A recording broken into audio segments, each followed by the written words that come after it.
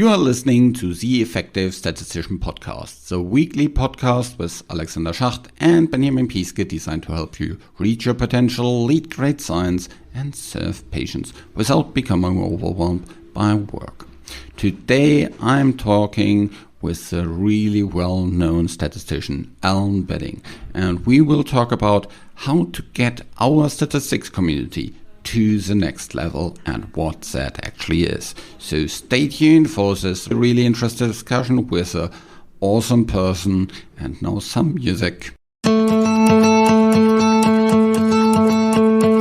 the episode, we will also touch on a couple of different things around influencing.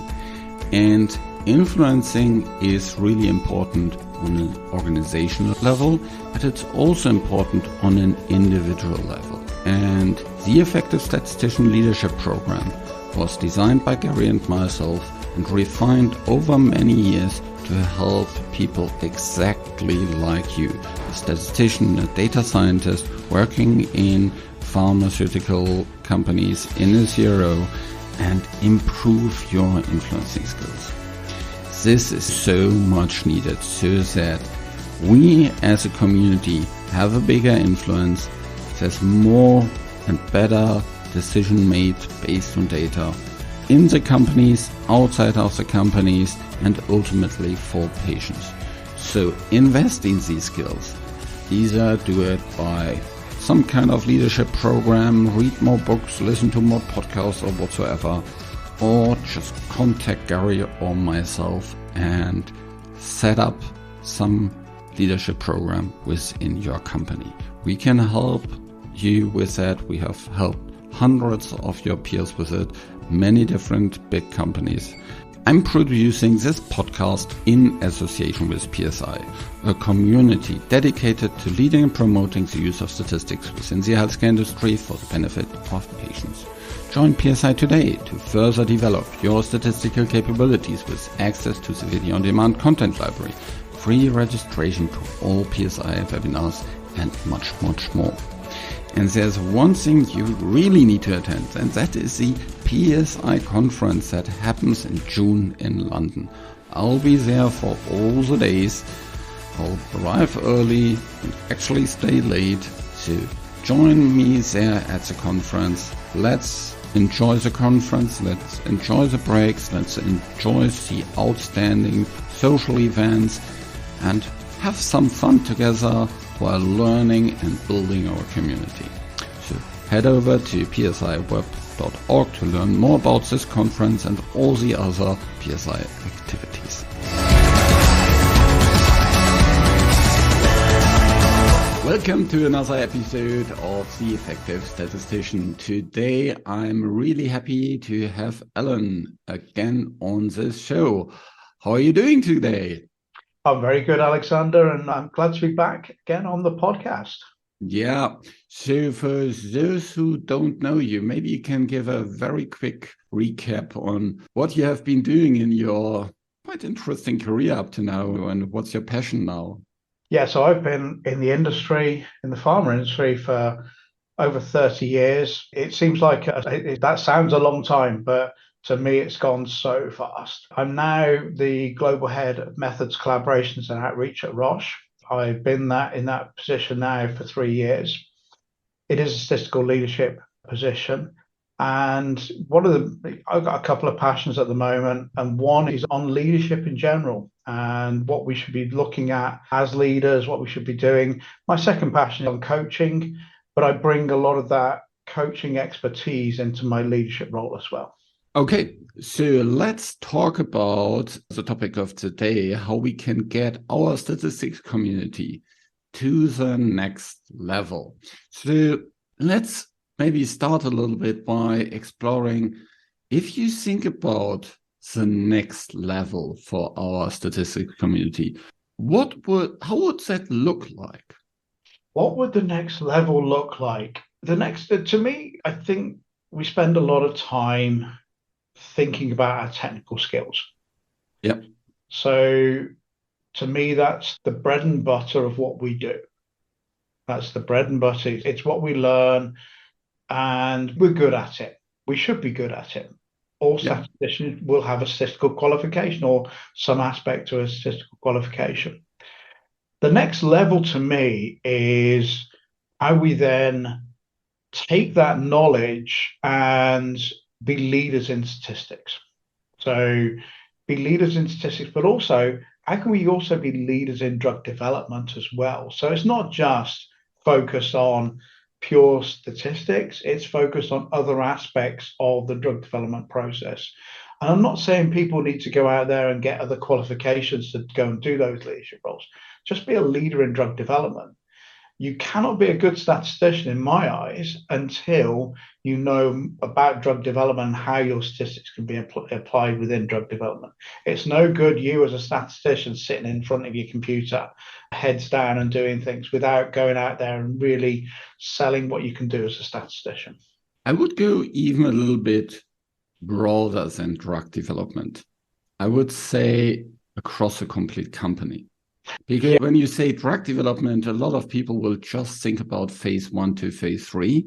And I think it is also everything around the preclinical, manufacturing, post-regulatory approval. It could be even go beyond all these, what we think of medical data. Yeah, it could be also much more about operational data in these kind of areas.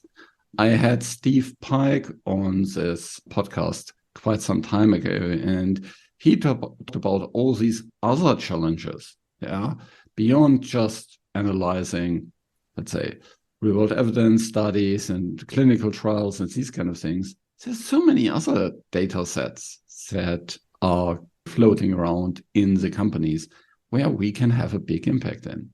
There absolutely is. And actually, yeah, I completely agree with you on that. And I'm thinking about not just the stuff you mentioned, but there could be site operations. For example, they might have I've been involved quite recently in looking at site operations around the environment. So what's our environmental impact? That's nothing to do with the products that we deliver. It's more to do with what impact we're having on the environment as a company. And so I've got to look at some of that data. In the past, some of my colleagues in San Francisco were asked to do a survey of the number of people who had done their vaccinations, for example. So all of these sorts of things that they're using statistical methodologies, and they could use statistical methodologies, but we've got to go out there and maybe look for some of these opportunities. Yep. And I think this will also help to be statistics not just be seen, as it's in some companies, even kind of part of the operations part within R&D, but a much more influential, broader speaking kind of function, that reaches across everything within these companies, because data is everywhere. And we understand data better than any other function. We can explore data better than any other function. And hopefully we can also explain data better than any other function. And if we do this, then we become a much bigger kind of organization within the companies. I think currently there is a lot of separation between these business analytics, IT, statistics and clinical research, and all these other areas. If we can achieve that all these different parts work together, we can have a much bigger influence across the overall organization. And I think one of the important things is understanding how all of those business pieces operate. Yeah. So if a statistician, for example, ever wanted to become the CEO, they really have to understand how the business operates. And I believe it's so important for us to actually understand the business. And what I mean by the business, not just, like you said, not just about phase 1 to phase 3 clinical trials, but understand the whole business, what goes on in manufacturing, what goes on in preclinical, what goes on in post-marketing, all of those aspects. But not only that, maybe you've got devices as well within your company. What goes on in devices? What goes on in the diagnostics part of your company? If you ever want to become a CEO, you're going to have to know all of those pieces. And I believe that we could have a pharma CEO as a statistician. Why not? I really think it's time to aim for that as a community. The Chief Information Officer at Lilly was a statistician, Arti Shaw. Yeah. She headed the statistics function, moved it up completely one level, made it much more high profile in the organization, then went into the business area, and from there became the Chief Information Officer. And within that organization, she had not only IT, but also an advanced analytics people. Still the kind of clinical statistics people were not reporting into her. Yeah. Yeah. And I could go head of product development in China, who looks after not just the data science, the statistics, but also looks after the clinical parts of product development, is a statistician. So there is the opportunities, in case she's not the CEO yet, but she could be on the pathway to get. She's looking after not just her own functions, but also the clinical functions, the operations functions, the regulatory functions within China. Yeah, and I think there's a couple of trends that statisticians can use to create more impact. One is the much bigger use of data in daily practice. Yeah, so wearables, all different devices. If you think about diabetes, what a patient in diabetes is collecting in terms of data is so much that I've heard some of these devices don't store the data anymore because it would be too much. And on all these other areas, yeah, think about neuroscience, think about autoimmune diseases, think about cancer. There are so many different areas where there's a lot of data collected, and the App Store is exploding in terms of all different types of health applications. It's one of the big things where, companies like Apple, Google, and others are investing. And so I think this is an area that will help statisticians to step up, of course, if they embrace it. I agree partially with you, or maybe half with you. I think it does give the opportunity for statisticians to step up. But I think we just also need to make sure we're not just seen as the data people, that we're seen as more strategic than that. Yes. And so I think so there is that opportunity to use more of that data. But if we want to step up to the really senior positions within organizations, we have to step away from that data. It may be a case of we understand and we can interpret the data, but we have to step away from being so deep within that data. Completely agree. Actually, I don't think that is a disagreement between you and me here. It's more like this is a reason for stepping into more areas, widening your network. And I agree, we need to not only be good technical statisticians, we also need to be really good on the strategic side, on the leadership side. When you talk about leadership, what does that mean for you?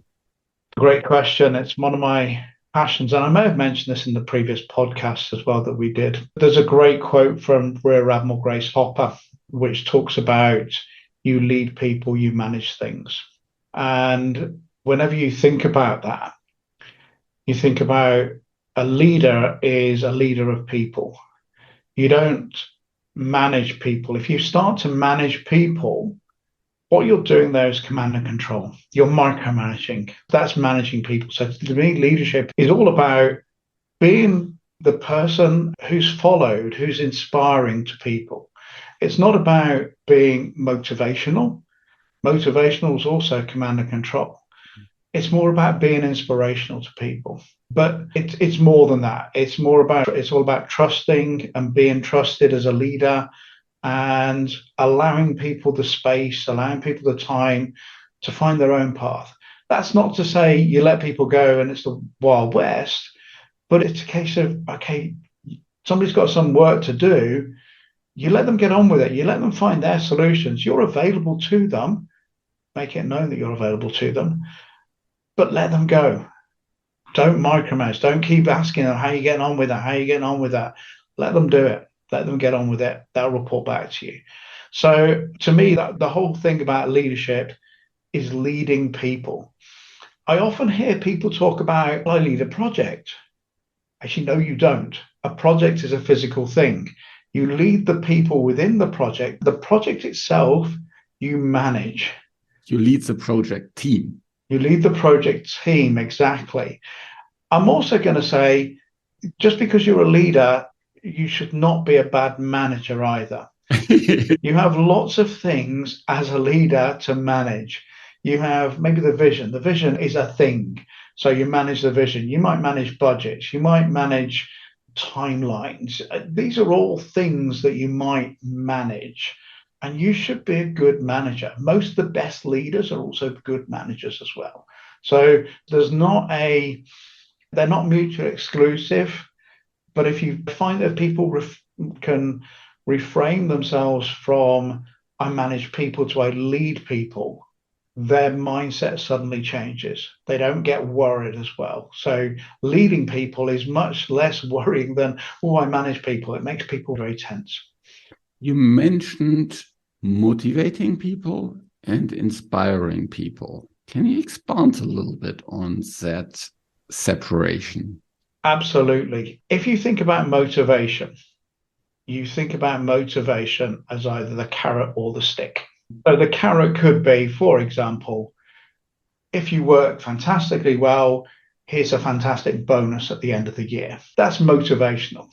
The flip side of that is if you don't work very well, we're going to put you on some sort of performance review. And if you still don't perform well, then you might get the sack.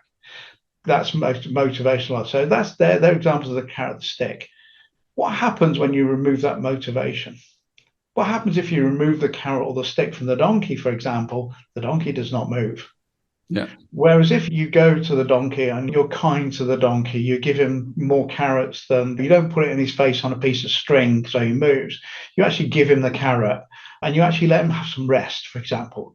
The next time you go to that donkey, he's going to get up and be there for you. So it's more of you're inspiring him by trusting what he's doing. So to me, motivation is all around, it comes back to command and control. Motivation is still command and control. And the only thing that motivation does is motivate somebody to get more things. So if you give somebody a big bonus one year, it motivates them. They want to get a big bonus next year. They want to get a big bonus the year after. So it's not inspiring. It's more you're artificially forcing somebody to do something. So is inspiration more talking to the intrinsic motivators of people and motivation more to the extrinsic factors? That's a great way of putting it, actually, because to inspire people, you have to reach their heart. You have to reach what matters to them. And as an inspiring leader, you should already know what matters to your people, so you can inspire them. And it's then role modeling that there are certain habits of trust that can help you. So, for example, if one of your direct reports, I'm not sure I like the word direct report, by the way, but I'm trying to think of a better word. One of your team is struggling. Instead of saying, okay, you need to buck up your ideas, actually go, what's going on in your life that's not working here that we can help out with? And being that inspirational leader, they will come back to you time and time again. Also, sharing something that's going on with you. So if you're not performing well as a leader, share with your team what's going on for you. And they'll be inspired by that. That is not admitting something's going on is not a weakness, it's a strength, because your team will be inspired and your team will then also open up to you. So there's this trust, there's this mutual trust that gets gained from that. There's this great scene in a series called Ted Lasso that comes to mind for me. If you don't know the series and you want to learn a lot about good leadership skills, have a look. Ted Lasso is this trainer of a Premier League club, and actually has no clue about football or soccer. Wherever you kind of live, you will use a different word. And in this small scene, he shares how he messed up. Yeah, where he says that he failed to do something and opens up about this. That allows all the others in his team to also share. And you can see how trust is established between the different people, because the different people are vulnerable. Term from Brené Brown, because it always reflects really well in these situations. And by becoming vulnerable, you build trust. Absolutely. Yeah, no, it's being vulnerable is a strength. So being vulnerable is showing you have frailties. And I often get asked, what do you do if you're not consistent? For example, if something goes wrong, you just put your hands up and say, I'm sorry. I'm sorry. I made a mistake. I made a mistake. But don't try and cover it up. Don't say, I made a mistake, but all of a sudden you've then removed if you try and explain it away, you've removed that apology. Yeah. And the word but is a very strong word. And I'm quite passionate. I try not to use the word but because I've even put it in there. It removes everything you've said before it. People only see or they only hear what comes after the but. A friend of mine once said, everything that is before the but is a lie. The whole world of transactional analysis, you'll learn this, that you learn that everything before the word but is a lie. Yeah. So let's talk a little bit further about how we can move our statistics community to this next level, where we have a strategic and consistently strategic influence. Not just, we have a couple of examples of people that are really good and are seen as leaders, but where the whole community is seen that way as something that is absolutely integral, so where nobody ever would doubt that we need to have appropriate resources in terms of people. We need to have these people in the relevant meetings. These people have good promotion opportunities, all these kind of different things. Like you would never think, marketing, we don't need marketing. Or sales, we don't need sales. Or we could outsource these kind of things. Nobody would ever think about that. But for statistics, that's still the case very often.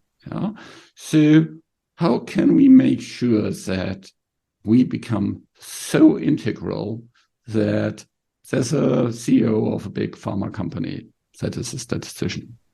It's a really good question. I think one of the things we really need to do is stop almost like calling ourselves statisticians. Now, that may seem counterintuitive there, but I think sometimes that hinders what we do. We need to start being more than just a statistician.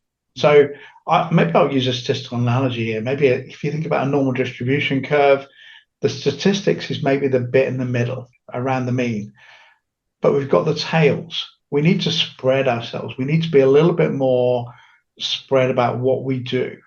So we don't need to be recognized just as a statistician. So for example, I'm going to use a clinical example here. If you've given a protocol to review, you don't just review the sample size calculation and the methodology, you review the whole protocol. And if something's coming up for you, then you raise that. So it's being more strategic in the way we look at the whole pharmaceutical industry. The other aspect we need to be getting a lot better at is being more visionary as well. So what's the new trends within the pharma industry? If we spot something that's outside of our realm as statisticians, doesn't matter. Let's raise that particular point. So, for example, it could be we go into open source software. That may be nothing to do with statistics, but it could be really important in the whole pharmaceutical paradigm. So that's the way I think that's the way we do it. We stop being just statisticians. We become more, I'm not going to use the word drug developers like I did previously. We become more pharmaceutical executives. we get to know more about the whole of pharma. Interestingly enough, maybe I'll share another story with you about somebody else. I sit on an external funding board for the Medical Research Council, and the chair of that is a statistician. I wouldn't have had a clue he was a statistician until he mentioned that he was a statistician, because he just appeared like he knew all about the processes and all about various things. So I think we need to become a little bit wider in some of the things we talk about. Maybe that is one of the things we need to do. We need to help statisticians move more outside of statistics. Yeah. So I know lots of people love statistics and then stay within statistics for forever. Maybe we need to promote more people getting outside of statistics, having leadership positions and across all the different areas. That, I think, will be a really good way.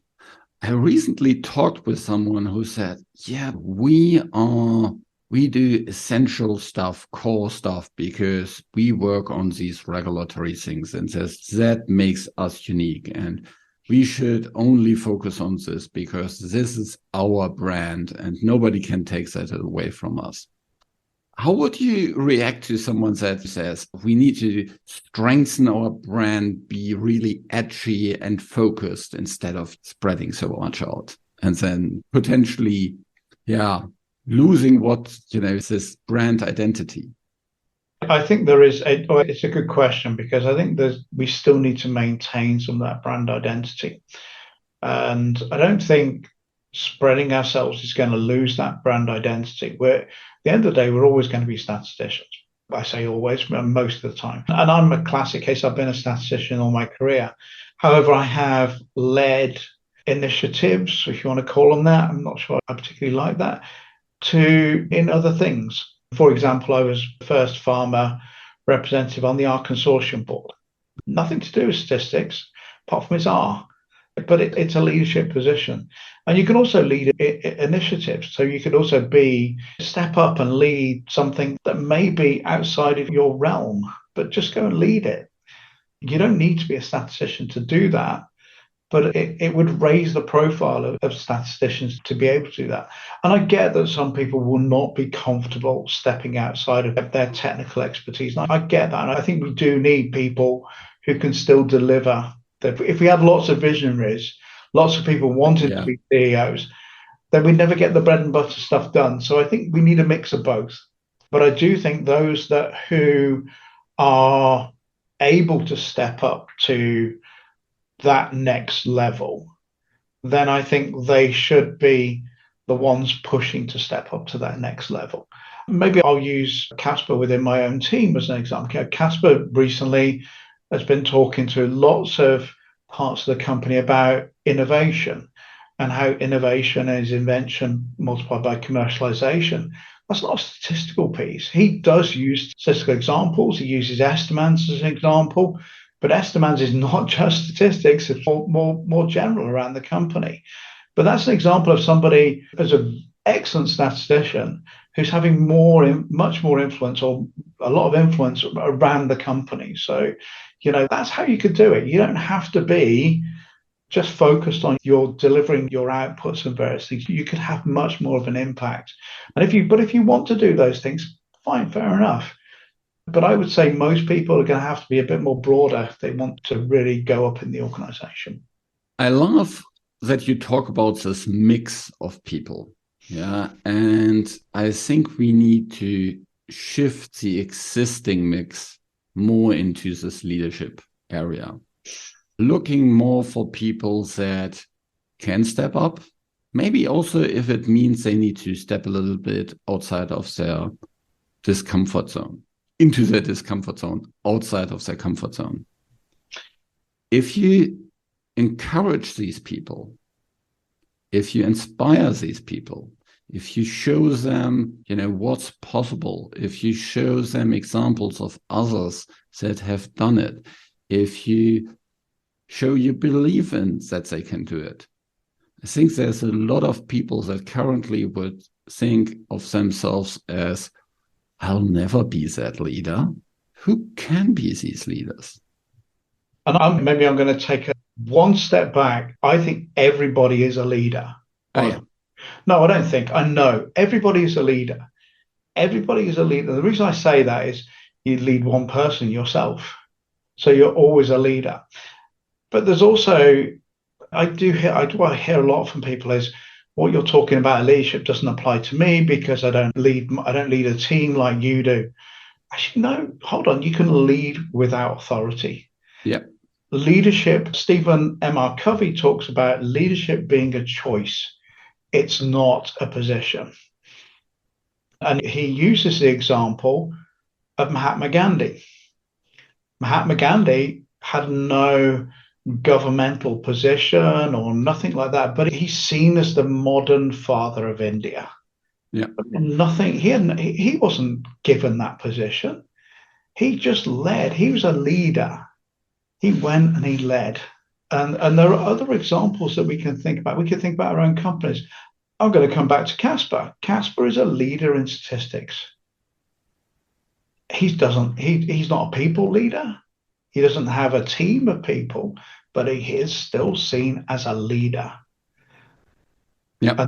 So anybody can be a leader. You don't have to be given the title of global head of this or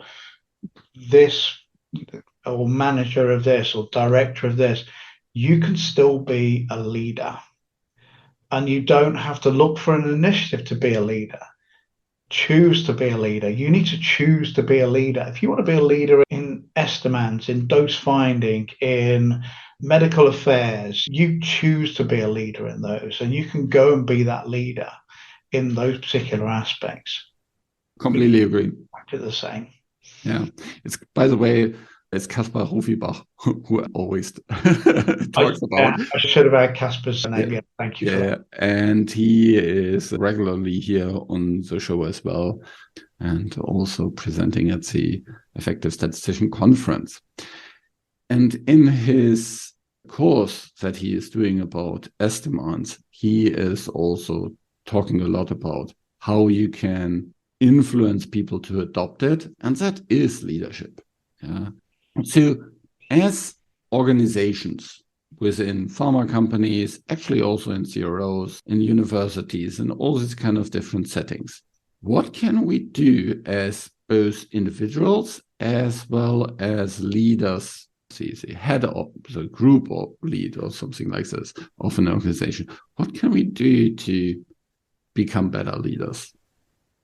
I think we've got to change our mindset to a certain extent. I think there's a mindset that we're, I don't want to say customer focused, but we're seen as, well, okay, I'm going to use the clinical term, but the clinical team is led by a clinician or project leader or somebody like that. I think we need to be partners. We need to think of ourselves as partners. Yeah. And therefore we need to, if we take that mindset that we're seeing ourselves as partners, then I think with that mindset, we can automatically start to become leaders. There's a lot you can do in educating, but I'm not sure that's always necessary.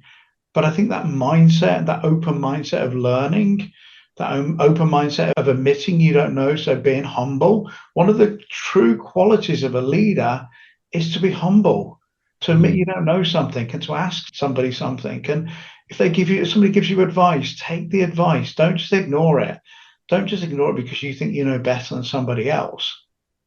That's one of the true qualities of a leader, is just to be humble. And I think the more we can have that humility, have that vulnerability you mentioned earlier on, create some of that psychological safety by creating some of that trust within ourselves, but also within people we work with, then I think we're going to move to become leaders, and we're going to get noticed as well. It's not a case of, we don't need to shout about it. We can shout about our team. And by the way, one of the other aspects of being a good leader and being trusted is to evangelize the team, to evangelize what they do, to share with people what they do well, how it can be more influential in bigger spaces.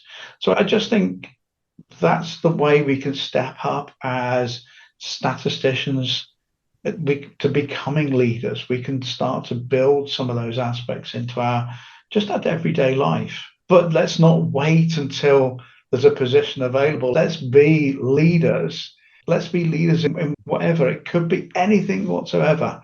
Let's just be leaders. As you said, you can choose to be a leader now. Yeah. Exactly. You can choose to influence things in the right direction now. You can go to this study team meeting and drive things forward in the direction you want them to go now. There's no one that kind of needs to tell you. There's no one that needs to allow you. You can just do it. I also love the point in terms of speaking about the team. I think if you're a supervisor, speak about not just the technical achievements of your team, highlight the influences that your team has.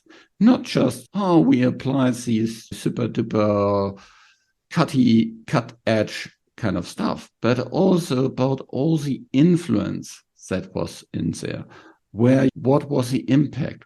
Which people did you need to convince? What stakeholders did you impress? This is really important. That last point is very important because your senior stakeholders, they're not going to be interested whether you used, I don't know, some fancy hypothesis test. They don't care about those sorts of things. They're going to care about the influencing, the impact that's having. And they're the stakeholders that you need to be talking to more and more to actually bring more of that influence in there. But they're not going to be interested in the stuff the statisticians do. So that's maybe another aspect of how we can be a little bit more influential as leaders is by when we talk to our senior stakeholders, not trying to baffle them with statistics, but really, well, what's the impact of using a particular methodology? They're not interested in what the methodology is, but what's the impact?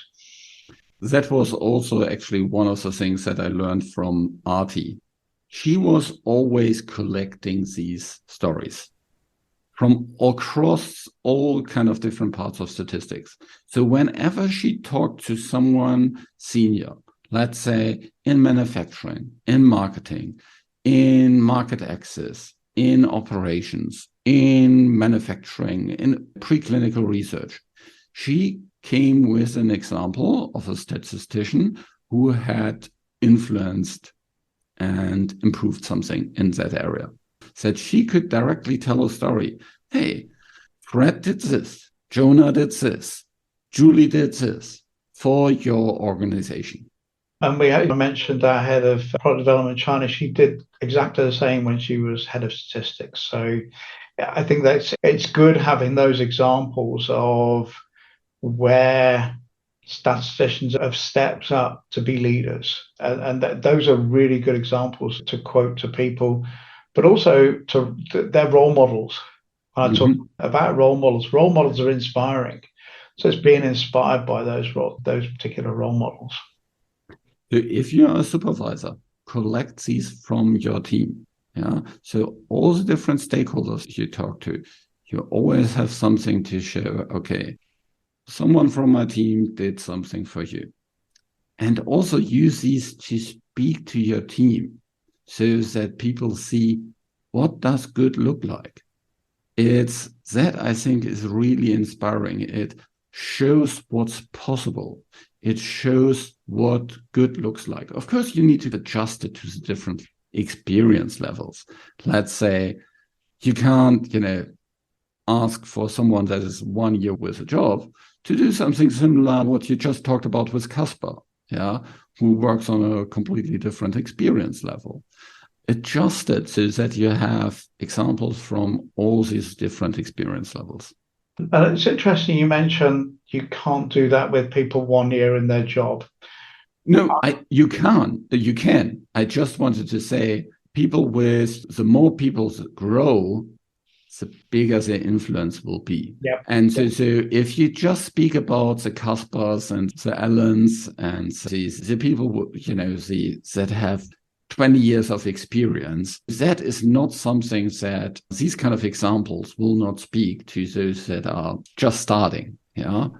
We all started smaller. We had our wins that were in our league at the time. And so you need to break it down to these different levels. We absolutely do. And I would encourage the statisticians out there that if they're passionate, if they see a topic, and I'm not just saying a statistical topic, if they see a topic they're passionate about that could have little influence in the pharma industry, then go out there and evangelize and talk about it and be the leader in that particular topic.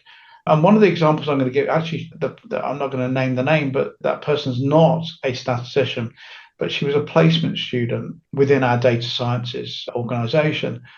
And she was passionate about hearing disabilities. And so she started a deaf community and also started getting people to learn about sign language and things like this. And you think to yourself, where's that got to do with the farmer? It's got a massive implication for the farm industry because it's around that diversity piece. Yeah. It's massive. So if you're passionate about a particular piece, and by the way, that's now been raised to a higher level, but that started with a placement student starting that and being much more influential in what she did. And so if you're passionate about something, talk about it. Go be a leader in that particular piece. I'm passionate about the environment. I'm often posting on various different places about my train journeys, for example, particularly to Basel. I'm passionate to the extent I follow through with all those things. How would it look now if I took a flight to Basel? There's lack of consistency there. Nobody's really going to trust my viewpoint in that respect. But what I'm saying here is if you're passionate, start to be a leader in that particular field. Start to think of yourself as a leader and be a leader. You don't need to be told to do that. Just go and do it. You choose to be that leader. You don't need to be put in a position of authority to do that. Completely agree. Completely agree. And actually, by doing, you will also learn a lot. Absolutely. Absolutely. Yeah, I mentioned the environment. I don't know everything about the environment. There's lots I'm still learning, but I want to see myself as a leader in terms of environment. Yeah. So doing is part of the learning. Of course, you can also train yourself. Yeah, or get training on these kind of different things. There's the Effective Statistician Leadership Program that was designed specifically for you. It has lots of these kind of different case studies in it.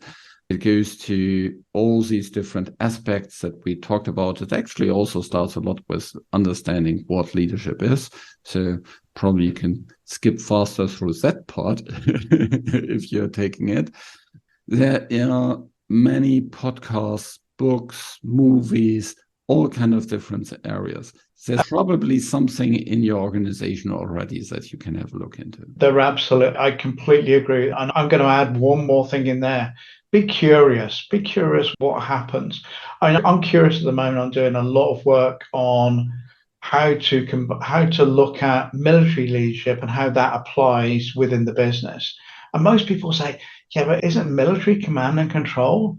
To a certain extent, you have a little bit of a hierarchy, but most of it, there's a lot of trust and inspire in there.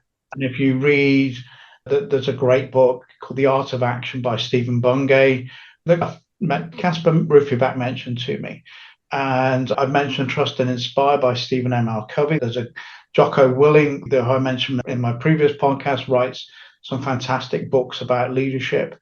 And it's not about command and control. In fact, I've got a book. My best friend's a Royal Navy officer. I'm not going to reveal his name on the podcast, but I use a book I saw on his bookshelf. I went and bought the book because I was intrigued. It was around Royal Navy leadership. And it talks a lot about leadership. It talks about command being when you've been put into a position of command. But that doesn't necessarily make you a good leader. Bill talks about leadership. Just because you're put into a position of command, it doesn't make you a fantastic leader. But you've got to learn some of those leadership skills. So there's lots. I think there's lots we can learn from the military. We can learn from military leaders. If you think about a conflict situation, a battle situation, a leader has to trust those in the team. They have to. If they don't trust them, it is a matter of life and death. So they have to be very trusting. Most of the very good military leaders are very trusting as well. Simon Sinek actually talks quite a lot about this recently in lots of videos. And by the way, Stephen Bungay was on this podcast as well, talking about the art of action. So if you scroll a little bit back in your podcast player, you'll actually step over this episode as well. Okay, so we talked quite a lot about what is the next level of statistics, where we can all have an impact. And that we hope that lots of statisticians go into many senior positions and ultimately, hopefully, a CEO position in our different organizations. And that there's a couple of different ways that you can do it. The first that we talked about is change your mindset. Say you want to be a leader. Decide to be a leader. Look for what kind of causes do you want to push forward? What kind of areas are you passionate about? And then lead the people around you that you can influence and move that forward. Practice. But also look into kind of theory. Look into other areas outside of the pharmaceutical industry to learn about leadership. Because in the end, it's a lot about influencing people. And influencing people is maybe a little bit generic. And you, as statisticians, have some specific capabilities that will help you to influence other people around you much more. We actually have talked about this with Gary Sullivan on the podcast, on another podcast episode. So scroll back to these with Gary as well, so you'll find more about leadership. Leadership is always one of the key fundamental pillars here in this podcast. So scroll back, you'll find a lot. Okay, so Alan, as we are wrapping up, what is the one thing that you want to take the listener away from this episode? We talked a lot about trust. And so we talked about a lot about leadership. The reason I bring in trust is I think trust is the backbone of leadership. And I've recently presented on this at the Conference for Statistical Practice in San Francisco, a conference with around, I would say, maybe 200 statisticians. I spoke to an audience of around 30, but it was a non-technical conference. But the questions I had afterwards were incredible. I spoke for 30 minutes. I had at least 20 minutes worth of questions with other people coming back. So if I had to leave the listeners with one thing, it's focus on building trust. Focus on building trust. And as you build trust, you will naturally become a leader and you'll be inspirational to others as well. Completely agree. Thanks so much for listening. Thanks, Alan, for being here on the show again. Thanks, Alexander. I'm looking forward. This will for sure not be the last one. This show was created in association with PSI. Thanks to Rain and her team at VVS who help with the show in the background, and thank you for listening. Reach your potential, lead great science, and serve patients. Just be an effective statistician.